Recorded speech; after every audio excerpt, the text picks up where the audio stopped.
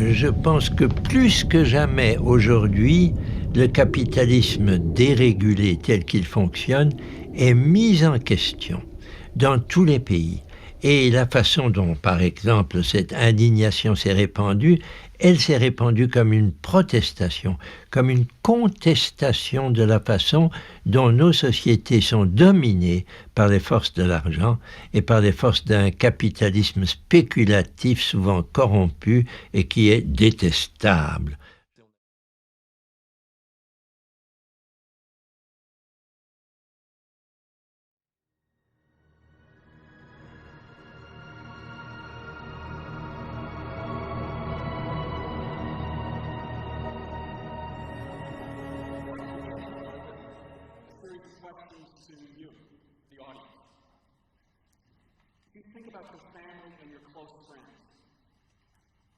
How many of you have family or close friends with cancer or have experienced cancer?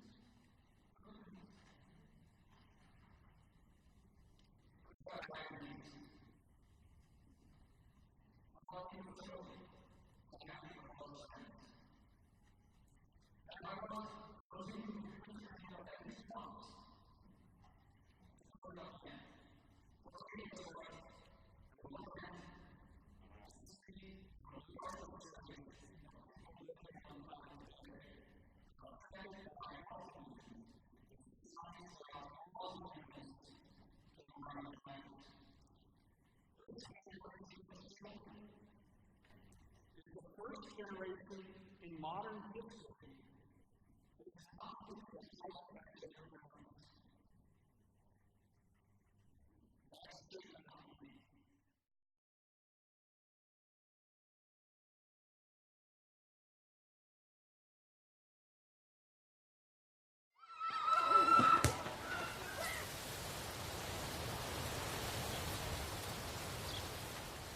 L'appel de Paris, il y a 2 ans, a dit cela. C'est nos activités, les activités humaines, qui génèrent les maladies. Et la pollution chimique est bien sûr l'une des premières à considérer. L'enfance est aujourd'hui en danger. Est-ce que depuis votre dernière réunion, vous avez des études plus précises, affinées, des bilans scientifiques sur justement qui attestent de la croissance du lien santé-environnement? Est-ce que vous avez de nouvelles études, de nouvelles preuves Le problème n'est plus aujourd'hui de dire si on a des preuves. Les preuves, elles existent au travers de milliers d'articles scientifiques publiés. Il est clair qu'aujourd'hui, le problème n'est plus de se poser la question, il manque la volonté politique. Il faut que cette volonté politique soit au rendez-vous. Professeur, est-ce que vous pouvez établir formellement que les produits chimiques qui sont déversés dans cet environnement sont en corrélation, en des liens directs sur la santé de nos enfants et des adultes, mais des enfants? Nous avons des enfants du Gard, de l'Hérault, du Languedoc, qui ont des malformations quelquefois graves, voire même de Camargue, qui ont des malformations graves parce que leurs parents vivent dans des rizières où on épande, je vous le rappelle, on épande des produits chimiques par avion. Donc comment voulez-vous éviter une contamination quand la propre maman de ces enfants nous dit que son lait jaunit après le passage des avions? J'ai eu à traiter des enfants d'agriculteurs du Gard, dont spécialistes de pêche, de pêcher. Et le père m'a apporté la liste, je l'ai dans mon bureau, la liste des produits chimiques qui dépendent sur ces pêchers. La liste est au nombre de 22. Elle comporte 22 produits chimiques. Qui vous font peur? Ah ben, je crois pour le moins qu'ils peuvent démontrer qu'on joue avec la santé de nos concitoyens. Donc, en tout cas, lui-même avait 2 enfants atteints, 2 enfants porteurs de malformations génitales. Je peux vous dire que ni les facteurs endocriniens ni les facteurs génétiques ne sont en cause. Donc il ne reste plus que les facteurs environnementaux. Quand le père nous dit qu'il utilise dans sa propriété 22 produits chimiques, j'ai la liste à votre disposition sur les pêchers, ça soulève quand même quelques questions. Moi, j'ai travaillé 10 ans en agriculture chimique et il y a des choses que j'aurais jamais mangées que je faisais, quoi. Ça, c'est clair. Bon, Qu'est-ce que vous voulez dire, qu'on ne mange pas que le légume et le fruit, on mange aussi la chimie qui est dedans, c'est ça? Ouais, c'est sûr que ça y est, il reste. Hein,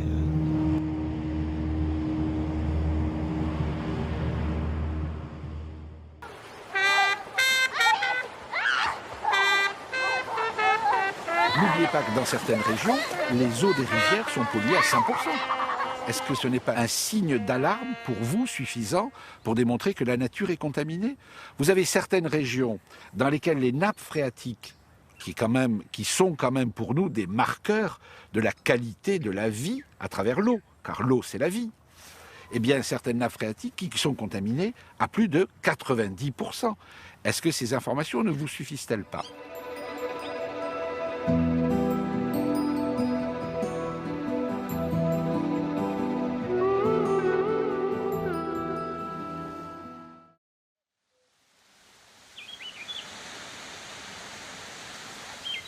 Pourquoi on est solidaire de cette industrie de produits phytosanitaires? Il y a des agriculteurs qui démontrent de plus en plus qu'on n'en aurait pas besoin de ces produits. Et que là où on doit se retrouver dans le monde agricole, c'est pour quelles raisons culturellement on est lié à ces gens de la pharmacie, de l'industrie, de la pétrochimie. Mais on est lié à ces produits parce que les plantes sont devenues malades, parce qu'elles poussent sur des sols qui sont morts, qu'on a tués avec les produits, avec les désherbants et avec l'absence d'humus. Dans la mesure où une plante pousse sur un sol mort, elle ne peut pas être en bonne santé. Donc on a été obligé d'utiliser des phytos, des produits pour protéger les plantes. Et tout démarre de là. Moi je suis passé en bio à cause de ça. D'un côté c'est mon voisin qui désherbe chimiquement, de l'autre côté c'est moi qui suis en bio depuis 30 ans. Donc moi je laisse pousser l'herbe que je travaille après au printemps. Et lui il met des désherbants. Ça fait un peu la vie et la mort quand même, hein? Ça ressemble, oui. C'est inquiétant même. Au niveau du sol à l'intérieur, on voit une différence? La différence, elle est assez nette à voir. Si vous voulez, on va donner un coup de fourche, vous verrez. Et alors, qu'est-ce qu'on va trouver là-dedans? Plutôt, qu'est-ce qu'on va pas trouver? On va voir, au niveau de la structure, la grosse différence. Vous voyez, on a ce qu'on appelle une structure feuilletée. La terre se délite en strates, comme un millefeuille.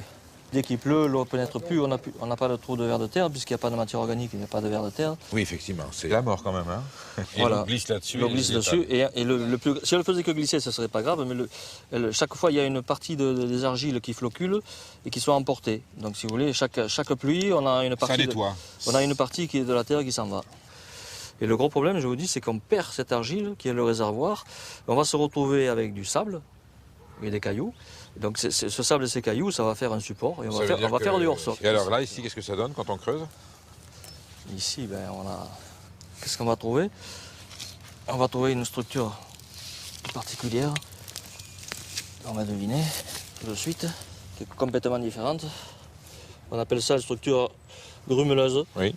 Donc au lieu de faire des couches plates, ça fait des petites boules, des petits agrégats. Donc c'est le complexe argilo-humique qui est en bon état qui permet de... Vous voyez, il y a des vers de terre. Oui, qui permet de faire ça. Et qui forme cette structure particulière en forme de petites boules qui permet à l'oxygène de pénétrer et qui permet à l'eau aussi de pénétrer. C'est bon signe d'avoir du ver de terre, non? Il vaut mieux, oui, en principe. C'est eux qui font le plus gros du travail. S'il y a à manger, ça veut dire que la plante aussi a à manger. Exactement, d'autant plus qu'eux, ils transforment la matière organique sous forme assimilable, de façon organo-minérale. C'est magnifique, c'est une terre vivante, ça, on est d'accord. Voilà, ça c'est une terre vivante. Hein? Maintenant, c'est les générations qui vont me suivre qui vont en profiter. Ouais, vous vous rendez compte que le niveau du sol était là où l'herbe l'a maintenu. Et si vous prenez le point de greffe de la vigne, oui. On a perdu 30 à 40 cm de sol. Donc en 30 ans. Si on continue comme ça 30 ans de plus, on est au rocher. C'est-à-dire que l'eau, quand il pleut, elle dévale et elle érode. Et elle arrache et elle emporte tout. Donc ce sont des eaux boueuses qui évacuent. C'est de l'eau chargée de boue chaque fois qu'ils s'en va. Alors que si ça pleut ici, qu'est-ce qui va se passer? Ça s'infiltre.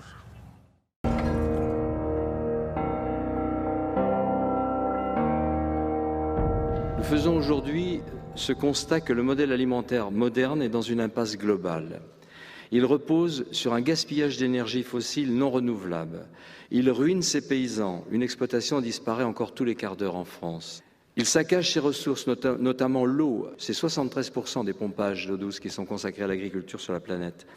Il détruit la biodiversité. 75% des espèces comestibles, des variétés comestibles ont disparu en 100 ans. Ce sont des chiffres de la FAO.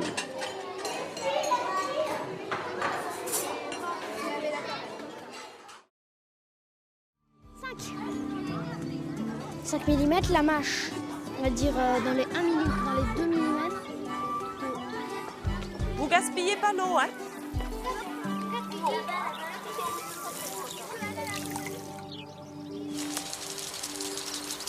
Une des voies quasi obligatoires pour essayer de diminuer la prévalence d'un certain nombre de cancers, c'est d'arriver à une agriculture qui puisse produire une alimentation saine et diversifiée. C'est-à-dire, au fond, ces alternatives qui montrent un peu ce que pourrait être l'agriculture de demain, elle est en germe chez les agriculteurs bio, chez les gens qui seraient faire de l'agroécologie, chez les gens qui, à travers parfois l'agriculture dite paysanne, celle qui est ancrée dans le pays, celle qui prend en compte les fonctionnalités des terroirs, qui, y compris au niveau de la commercialisation, les circuits courts, invente ces formes d'agriculture artisanale de haute qualité environnementale, haute qualité sanitaire.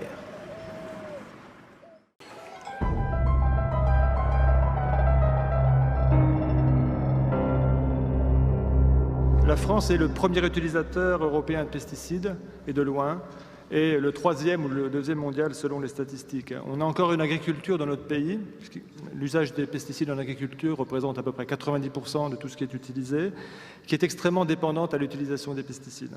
9 traitements différents qui sont appliqués sur des blés et plus de 27 traitements qui sont appliqués sur des pommes en arboriculture fruitière classique intensive.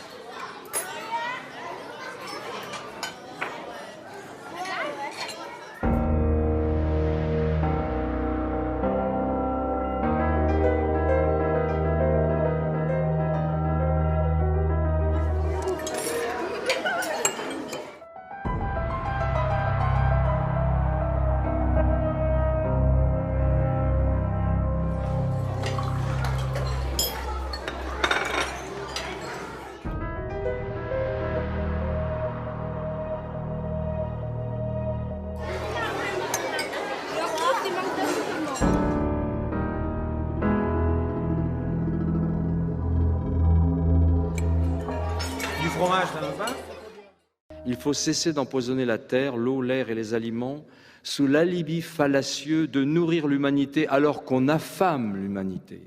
C'est pourquoi, face aux dérives du modèle agricole dominant, il faut une réforme en profondeur pour préserver la santé et l'environnement. J'affirme haut et fort que l'on peut produire autrement, durablement, des denrées alimentaires de haute qualité sanitaire en quantité suffisante, avec des performances économiques bien supérieures aux méthodes industrielles, pour peu que l'on cesse de remplacer les paysans sur la terre par des molécules chimiques.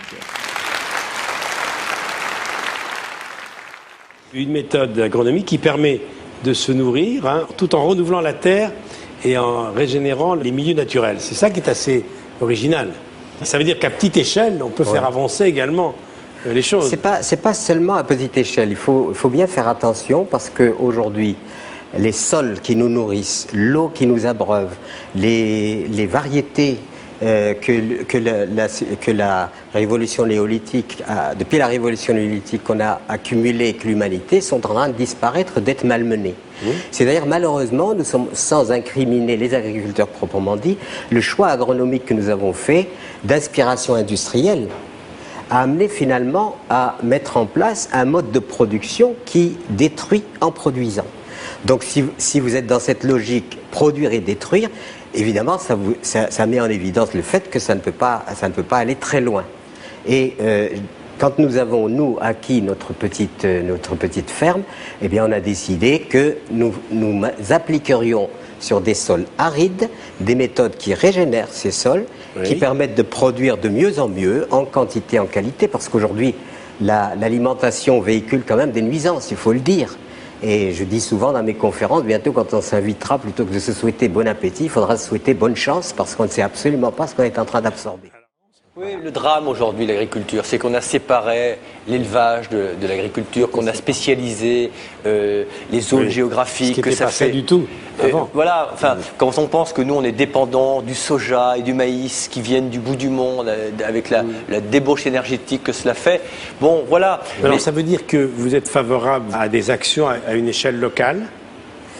Il faut revenir à l'idée de produire et consommer localement, ce qui éviterait les transports, etc., en quantité, en qualité.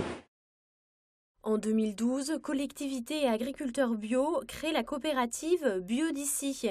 Mais 2 ans après, la structure est déjà en difficulté financière et regrette que cet engagement du bio local dans les assiettes ne soit pas suivi davantage dans la restauration collective.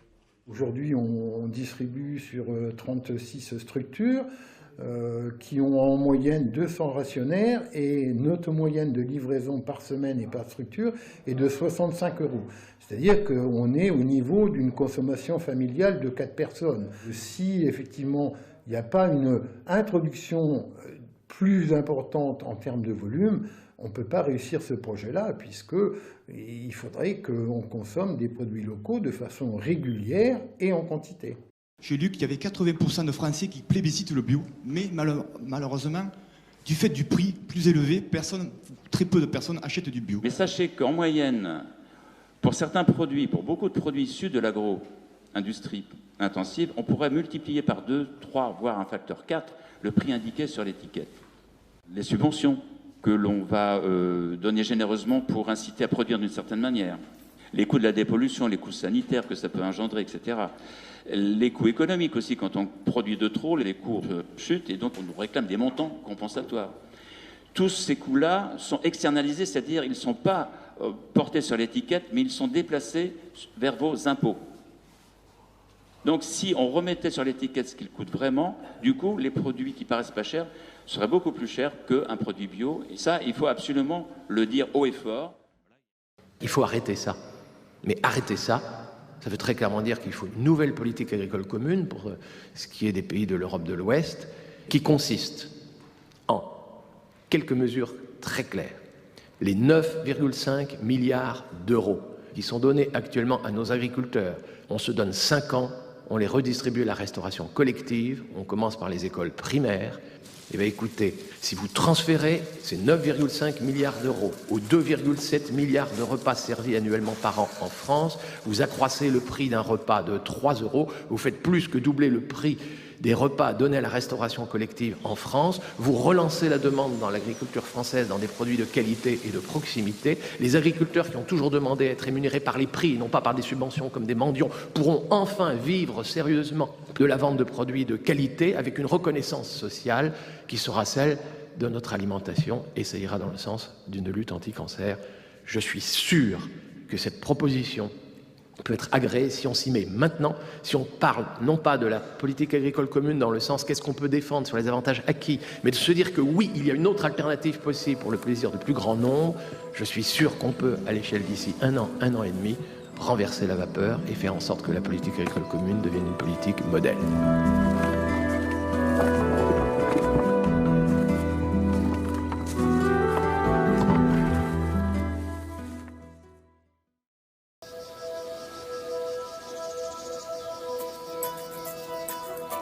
Nous sommes ici dans une petite commune française au pied des Cévennes dont le maire a décidé de faire face, a décidé de réagir en faisant passer la cantine scolaire en bio. Nous sommes à Barjac, une commune où, comme ailleurs, la population est confrontée aux angoisses contre la pollution industrielle, aux dangers de la pollution agrochimique. Ici commence un combat contre une logique qui pourrait devenir irréversible, un combat pour que demain nos enfants ne nous accusent pas.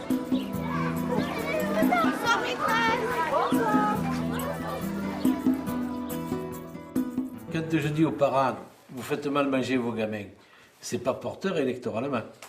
Et quand je dis à mes amis agriculteurs, vous faites peut-être pas des cultures bien saines pour la santé, c'est pas là non plus bien porteur électoralement. Je me mets du monde à dos. Mais il faut s'en mettre du monde à dos, mais en toute amitié. En toute amitié. C'est comme ça que les choses avancent.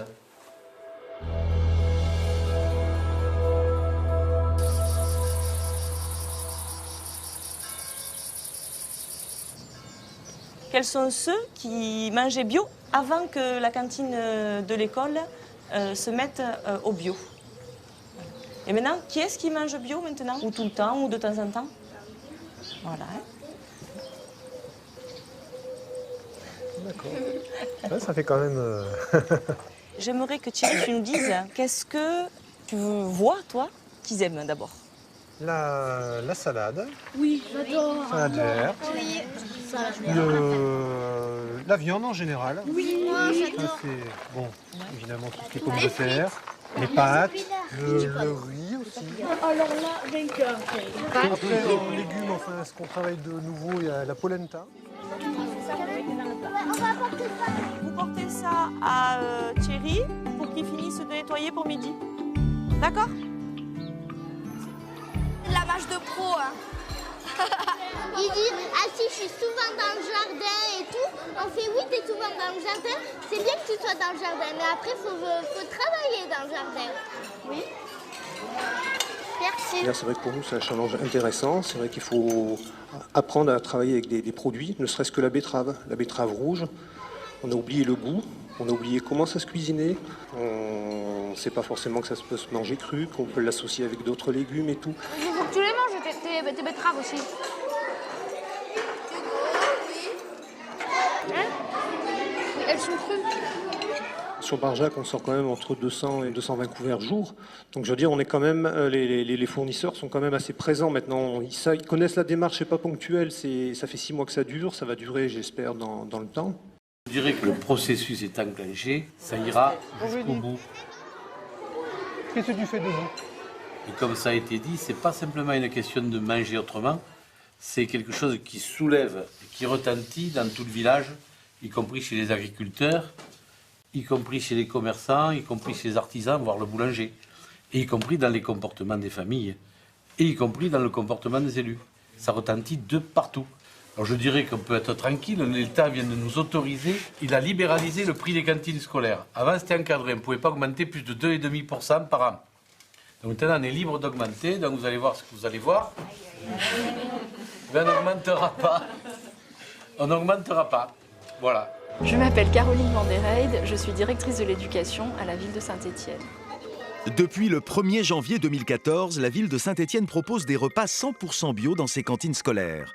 Chaque jour, près de 3000 repas y sont servis, une initiative que l'on doit à Caroline. Améliorer les repas, c'est pour la santé des enfants, mais c'est aussi bon pour la planète dans une logique de développement durable. La ville est engagée dans une démarche responsable et respectueuse de l'environnement en proposant des produits bio et locaux. Notre challenge à nous, c'est de les acheter le plus près possible pour moins polluer, mais aussi pour soutenir les agriculteurs locaux de la région. Grâce à des partenariats avec des producteurs voisins, la ville de Saint-Étienne peut ainsi mieux maîtriser les coûts. Exemple avec Maxime Pioteri qui depuis 4 ans fournit ses pommes de terre à la ville. Mes produits sont labellisés bio. Et quand Yves fait son marché, c'est directement dans les champs. Et sa ferme est située à seulement 20 km de Saint-Étienne. Il a emmené un groupe d'enfants chez Jocelyne pour un atelier découverte. Le champ où nous nous trouvons a été planté il y a environ un mois. Les pommes de terre seront récoltées à l'automne pour se retrouver directement dans l'assiette des petits Stéphanois. Et la plante vivra mieux. Ici, sur les cultures, pas d'insecticides et d'engrais chimiques de synthèse. Tout est naturel, tout est bio. Après la cueillette, direction le restaurant d'Yves pour déguster l'asperge fraîchement cueillie. Elle ne vient pas de l'autre bout de la planète. Elle a vraiment été produite localement. Nous sommes vraiment dans le circuit court, c'est-à-dire on ramasse, on cuisine, on mange. Je crois que l'agriculteur sait la réalité des choses au niveau des pesticides, au niveau des produits chimiques. Par contre, là où il faut l'aider, c'est à sortir de ces contraintes économiques, psychiques, idéologiques qui l'amènent à ne pas bouger, à ne pas faire jouer la clause de conscience.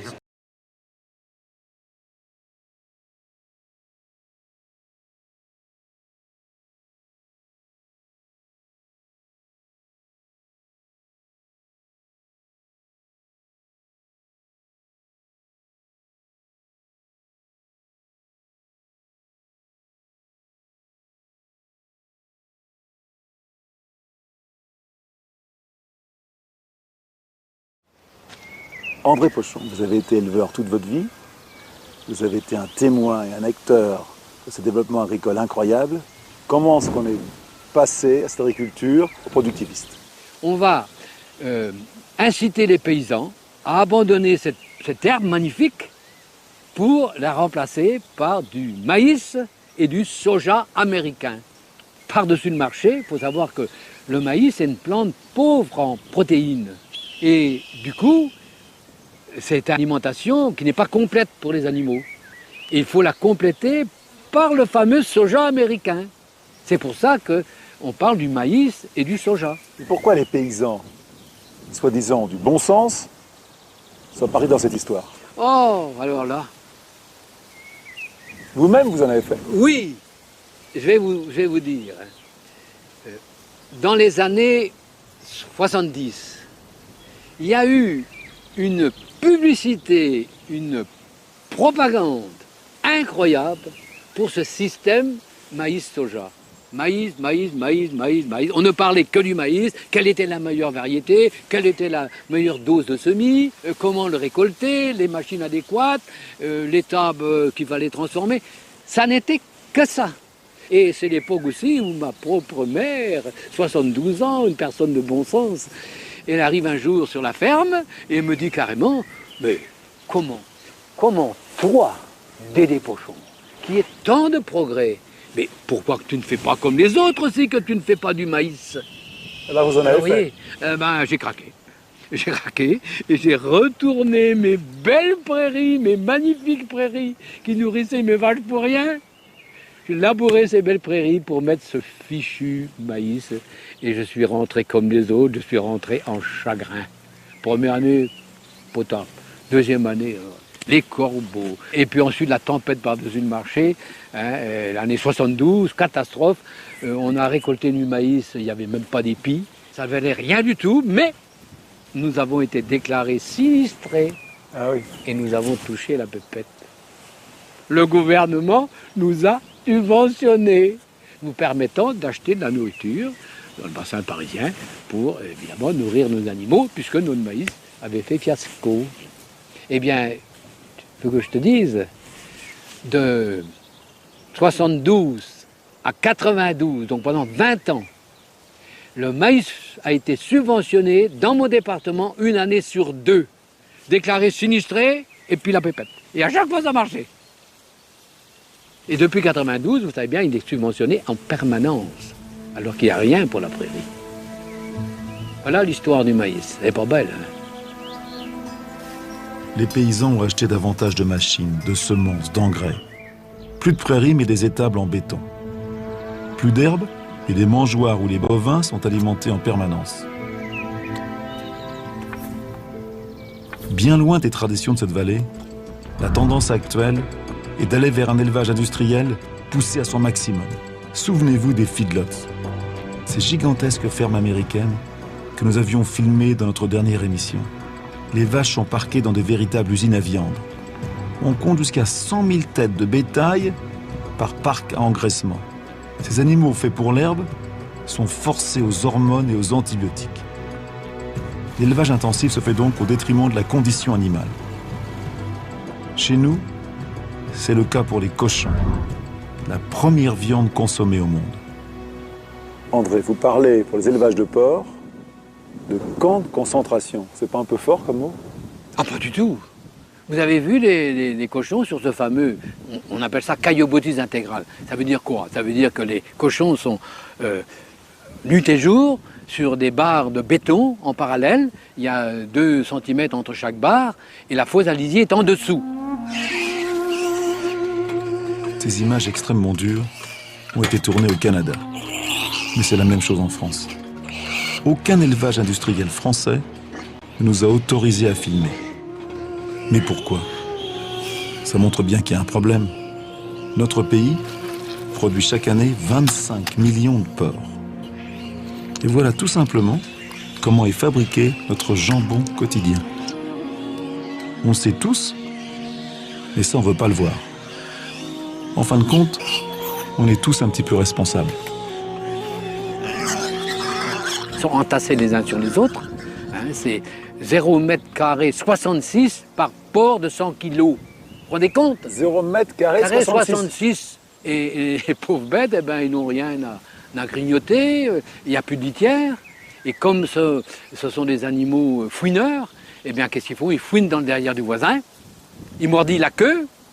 Donc on leur coupe la queue. Donc, pour prévenir ça, à la naissance, on coupe systématiquement la queue des cochons, des porcelets, et également les dents. Sinon, ça ne fonctionne pas. Et les pauvres bêtes, voilà leur vie. Manger, coucher, relever, manger, voilà, les uns sur les autres. C'est l'industriel. C'est infernal. Celui qui a vu ça, il se dit, mais comment peut-on arriver à traiter nos animaux, nos amis, les bêtes, de cette façon? Mais ces éleveurs-là, ils mangent même pas leurs cochons alors? Ces éleveurs-là ne mangent pas leurs cochons. S'ils veulent un cochon pour leur famille, ils achètent un cochon dans une petite exploitation, un cochon qui est fait justement sur litière et nourri autrement. Votre solution, c'est quoi?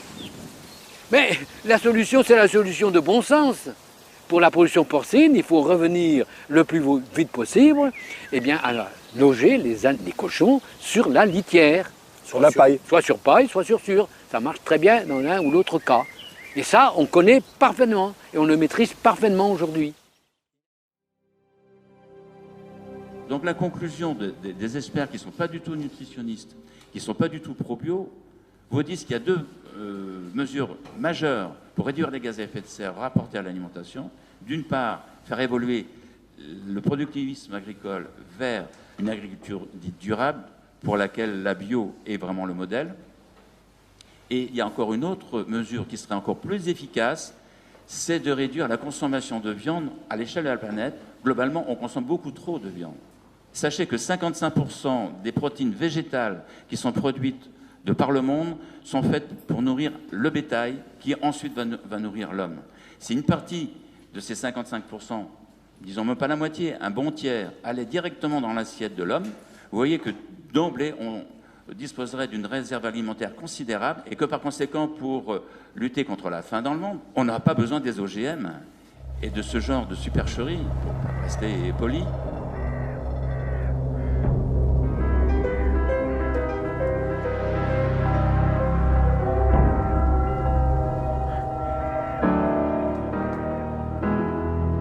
Qu'est-ce que c'est l'équilibre, en fait, entre les viandes et les légumes? L'équilibre, c'est de trouver des équivalences en termes de qualité pour les protéines avec d'autres produits que les produits animaux. Exemple qui va vous parler tout de suite, le couscous. En précisant que le couscous des Maghrébins au jour le jour, pour des raisons économiques justement, il est végétarien, parce qu'ils n'ont pas les moyens de s'acheter des merguez ou des côtes de mouton tous les jours. Mais avec un couscous, avec de la semoule de blé complet et du pois chiche, qui est de la légumineuse, et des légumes frais de saison et tout ça, vous êtes bon. Alors aujourd'hui, on va juste ramasser les brocolis et la mâche. Ça sent? Est-ce que ça sent quand tu fais? Ça sent quoi? Ça sent le radis. C'est beau, hein? Ça va, ça coupe, hein? J'espère qu'ils seront bons. T'aimes bien le chou sale? Jamais goûté. Comment la ramasse? Vous allez au plus bas et vous tirez. Voilà, vous tirez. Vous allez au plus bas. Vous coupez ici avec votre ongle. Vous portez ça à Thierry pour qu'il finisse de nettoyer pour midi. D'accord?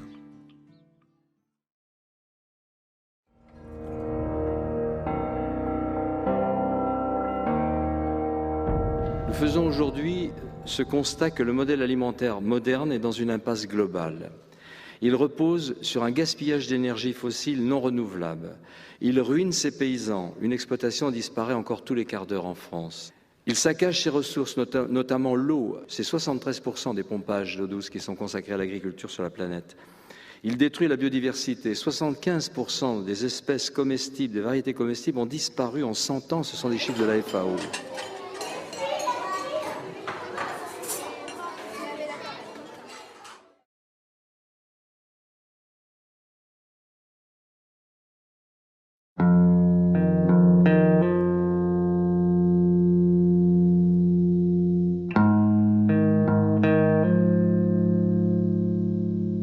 Les graines, c'est quoi pour vous? Des pépins qu'on recrache? Moi aussi, c'est ce que je croyais avant de commencer ce film. En fait, les graines sont la base de notre alimentation et un maillon capital dans le développement de l'humanité. Depuis 12 000 ans, les paysans sèment, sélectionnent et échangent librement leurs graines. C'est toute l'histoire de l'agriculture. Cette pratique ancestrale est en péril. Sur la planète, 5 multinationales, des géants de la chimie devenus producteurs de semences, contrôlent la moitié du marché. Et elles ont un projet, devenir propriétaires des graines. Parmi eux, Monsanto a accepté de nous ouvrir ses portes. On a notre rôle pour résoudre un peu le problème de la nourriture dans le monde. C'est un système de cow-boy. Je vois quelque chose qui bouge, je dégaine. Pam! Depuis peu, partout dans le monde, des citoyens s'élèvent contre cette privatisation. Nous, citoyens, responsables et vigilants, exigeons la cessation immédiate des brevets sur les graines, car il est inacceptable que des entreprises privées aient la main mise sur le garde-manger du monde.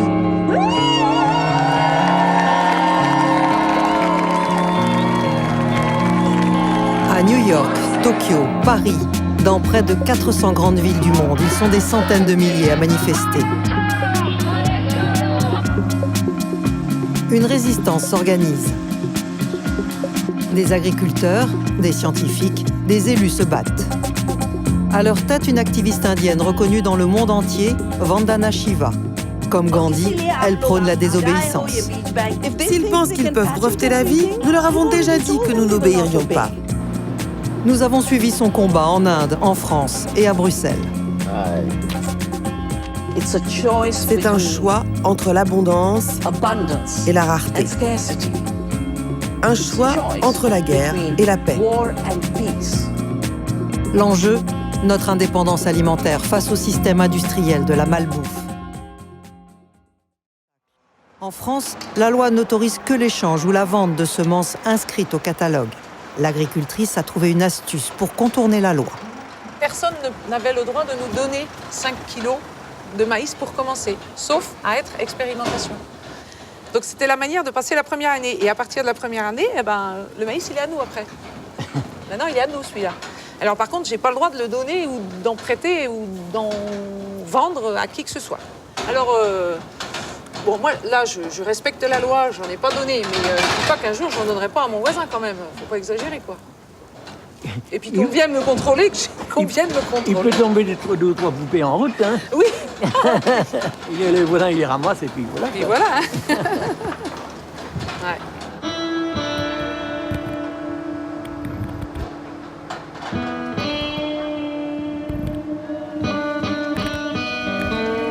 Aujourd'hui, 95% des semences de maïs inscrites au catalogue sont hybrides, donc stériles. Un verrouillage qui rapporte gros à l'industrie. 769 millions d'euros, un tiers du chiffre d'affaires de toutes les semences en France. Des agriculteurs dénoncent cette mainmise. À leur tête, Guy Kassler. Moi, ça ne me dérange pas. Et je voudrais qu'on passe au moins 2 heures à parler de là-dessus. Il a fondé le réseau Semences Paysannes pour défendre les agriculteurs qui, comme Marie, veulent retrouver leur autonomie. Pour lui, les hybrides, tout comme les OGM, ont été mis au point pour contrôler le marché. L'industrie semencière, elle peut faire monter le prix autant qu'elle veut, et les prix des semences sont multipliés par 2, par 3. On a vu la même chose aux États-Unis dans les 15 dernières années avec les OGM, où le prix de la semence, de la même manière, à partir du moment où il y a un brevet qui interdit à l'agriculteur de ressemer une partie de sa récolte, le prix des semences a été multiplié en moyenne par 3 aux États-Unis, en moins de 15 ans.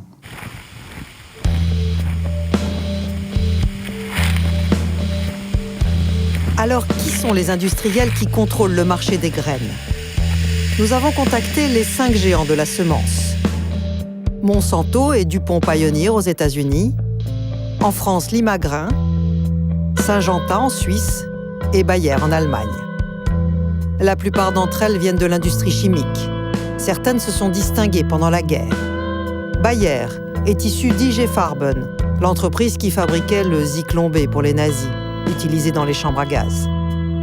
Monsanto, c'était l'agent orange, répandu dans la jungle pendant la guerre du Vietnam pour anéantir l'ennemi. Des produits qui seront recyclés en pesticides pour l'agriculture industrielle. D'après le site internet de Monsanto, le soja Roundup Ready fut la première culture transgénique autorisée aux États-Unis en 1996. Ces producteurs sont regroupés au sein de l'ASA, l'Association américaine du soja, dont le site de Monsanto fournit l'adresse. John Hoffman, son vice-président, est un défenseur inconditionnel de la biotechnologie. Au printemps, vers le 1er mai, je pulvérise une première fois du Roundup pour tuer les mauvaises herbes. Et puis, 6 ou 7 semaines plus tard, je fais une deuxième application. Et ça suffit pour le reste de l'année. Avant d'avoir la technologie Roundup Ready, les champs avaient des mauvaises herbes. Nous devions les inspecter et arracher les mauvaises herbes à la main. C'était beaucoup de travail. Le système Roundup Ready me permet donc d'économiser du temps et de l'argent. Apparemment, la nouvelle merveille de Monsanto a tout pour séduire les agriculteurs. Mais comment ça marche? Comment le soja peut-il survivre aux épandages de Roundup? Voici une cellule de soja. Au cœur de la cellule, il y a le noyau qui contient l'ADN, la structure génétique du soja. Pour créer son OGM, Monsanto franchit la barrière des espèces. Ces chercheurs ont sélectionné un gène provenant d'une bactérie qui confère la résistance au Roundup. Le gène est fixé sur des particules d'or microscopiques qui sont bombardées avec un canon à gènes dans les cellules de soja. Le gène pénètre l'ADN et fabrique une protéine qui permet à la plante de résister au Roundup. Quand l'herbicide est pulvérisé, il tue toutes les mauvaises herbes, sauf le soja. À dire vrai, c'est quand même une sacrée prouesse technologique. Mais tout de même, ce soja destiné à être arrosé par un herbicide puissant finira dans l'assiette du consommateur. Jean-Pierre Berland est un amoureux de la nature. C'est un ancien ingénieur agronome qui a quitté les laboratoires officiels pour prendre le maquis. Il est en colère. Il dénonce ce mariage contre nature de la chimie et des graines. C'est quand même une situation extraordinairement inquiétante, puisque on a l'industrie des semences, l'activité semencière maintenant est entre les mains, c'est-à-dire les semences, c'est la vie. Bien, l'activité semencière à l'heure actuelle est entre les mains des fabricants de produits en seed, c'est-à-dire des fabricants de morts. Je sais très bien qu'on va voir sur le dos les fabricants d'agrotoxiques qui, eux, ils ont la main sur le cœur et ils disent « notre but, c'est de nourrir la planète ». Mais le but du système, c'est pas encore une fois de nourrir l'humanité, ils s'en foutent. Le but, c'est de faire des profits, quel que soit le coût pour l'humanité. Aujourd'hui, on se rend compte que mondialement, l'agroécologie est en train d'être proposée comme la seule solution à l'avenir de l'humanité. Parce que ce n'est pas seulement une problématique des pays du Sud, c'est une problématique mondiale. Sauf que l'agriculture écologique, elle a une caractéristique particulière, c'est qu'elle est à la portée du plus démuni. Le plus démuni peut rassembler des déchets, les faire fermenter, fertiliser son sol et s'apercevoir que ça produit. Et donc c'est pour ça que c'est une agriculture révolutionnaire au sens vraiment radical du terme. Tout ce qui est biodégradable au niveau des végétaux, au niveau des animaux, on les met ensemble, on les fait fermenter et au bout d'un certain moment, précisément 60 jours, on a un compost qui garde 10 fois son poids en eau dans le sol. Le Burkina Faso, tout comme beaucoup d'autres pays africains, on a embrassé les OGM, on a pris ça comme la main tendue de Dieu, on a appliqué. Aujourd'hui, nous sommes face à la situation. De nouvelles maladies sont créées. Est-ce que quelque part, c'est pas ceux à qui nous avons placé notre confiance, je veux parler des dirigeants, qu'ils ont finalement trahi pour que nous soyons là en train de subir les conséquences. Je vous remercie. Dès qu'on rentre dans ce choix politique des OGM, on rentre en dépendance par rapport aux firmes qui les produisent. Que je sache, ce n'est pas produit au Burkina. Il y a des organismes comme Monsanto, comme des gens qui sont extrêmement puissants mondialement, qui veulent gagner de l'argent, et leur alibi, leur intention profonde, dans leur cœur, dans leur conscience, ils s'en foutent de l'humanité. Ce qu'ils veulent, c'est gagner de l'argent.